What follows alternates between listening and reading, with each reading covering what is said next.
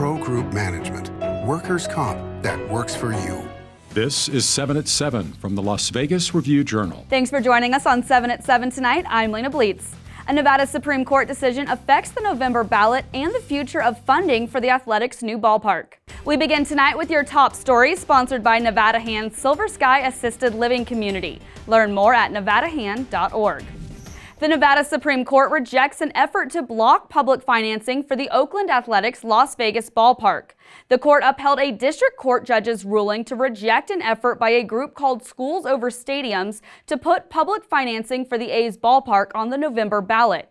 The group was looking to collect signatures for a ballot initiative challenging Senate Bill 1, which earmarked up to $380 million for the stadium. We now know the identity of the 16-year-old boy who was shot and killed outside his home on Saturday morning near Vegas and Rancho Drives. The Clark County Coroner's Office identified the victim as Jovan Wright Bullock, and his death was ruled a homicide. As of Monday, no arrests have been made in connection with the shooting. A Las Vegas woman is facing charges stemming from the January 6, 2021 Capitol riot. Christine Barrero was arrested on Thursday and is facing federal charges of entering restricted grounds, disorderly conduct on restricted grounds, disorderly conduct in a Capitol building, and protesting in a Capitol building. The FBI alleges she entered the Capitol through a second-story window and remained inside for about 30 minutes. UNLV celebrated its graduating class of spring 2024 at the Thomas and Mack Center over the weekend. According to the university's president, more than 3,700 students crossed the stage, joining more than 140,000 Rebels as alumni. In weather, sponsored by Star Nursery, your garden's partner for every bloomin' thing. We're jumping into this hot week ahead with some cloud coverage. This afternoon's clouds should stick around for Tuesday and part of Wednesday, but the heat isn't going anywhere. Tonight you can expect a low of 72 degrees, then highs in the mid-90s the next 2 days. The upper 90s on Thursday when the sunshine returns, and on Friday you could be feeling triple-digit rays in sunny skies. Things will continue to cool off at night though, with lows all week expected in the low 70s. Vegas Nation, brought to you by Station Casinos, STN Sports. Download the app today. One of the newest Las Vegas Raiders can't wait to don a silver and black uniform after growing up a fan of the team. Jackson Powers Johnson spoke during Raiders rookie camp about his full circle moment.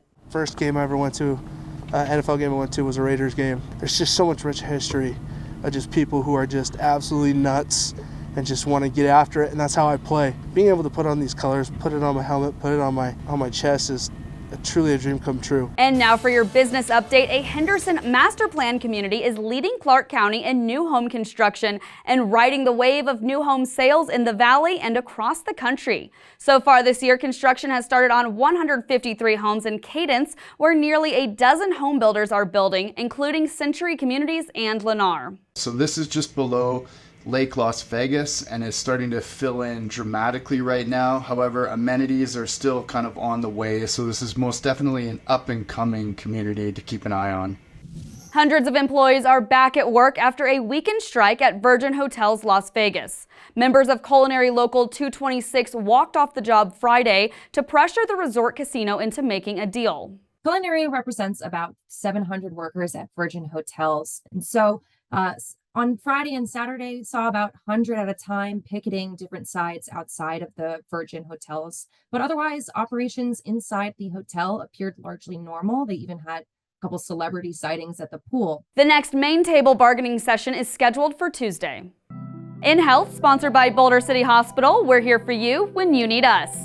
Should casinos go smoke-free? Boyd Gaming shareholders rejected a proposal to study the economic effects of doing that. Clean air and public health advocates suggested the Las Vegas-based gaming company commission a report on potential cost savings from a smoke-free policy at its 28 U.S. properties. But 67% of shareholders rejected the proposal, according to an SEC filing on Monday. Two similar proposals at other companies are scheduled for votes over the next month. Sports brought to you by PT's Taverns. With over 65 locations, there's a PT's near you. A new college basketball event called the Players Era Tournament could happen in Las Vegas during Thanksgiving week. It would include 8 teams, and each participant would receive $1 million towards its NIL collective, according to reports. The champion could receive as much as an extra $1 million. Possible venues include T-Mobile Arena, the MGM Grand Garden Arena, and Michelob Ultra Arena. Alabama, Creighton, Houston, Notre Dame, Oregon, Rutgers, San Diego State, and Texas A&M are reportedly committed to play. Games would be played November 26th, 27th, and 29th, and be off on Thanksgiving. In Lifestyle, sponsored by Atomic Golf, now open next to the Strat. The annual Eldorado Days Parade was held in downtown Las Vegas on Saturday. This year's parade featured 107 entries, including horse groups, marching bands, and car clubs. The Commission for Las Vegas Centennial recently released the new documentary titled The Road to Eldorado Days, which is available on YouTube. The new film documents the history of Eldorado Days from its beginnings as a tourist attraction in 1935 to fund a new Elks Lodge until today. Sports betting brought to you by the Las Vegas Paiute Tribal Smoke and Cigar Shop. The defending NBA champion Nuggets are minus 175 favorites to win their playoff series over the Timberwolves after winning games 3 and 4 in Minnesota to tie the Western Conference semifinals 2-2. Denver is a 4-point home favorite over the Wolves at the Westgate Superbook in Game 5 on Tuesday night. Minnesota is plus 155 on the money line. The Pacers and Knicks are also tied 2-2. New York is a 2.5-point home favorite in Game 5 on Tuesday. Indiana is plus 120 on the money line. Now for entertainment, sponsored by Arizona Charlie's has live entertainment every weekend at both locations. Go to ArizonaCharlies.com to see who's playing.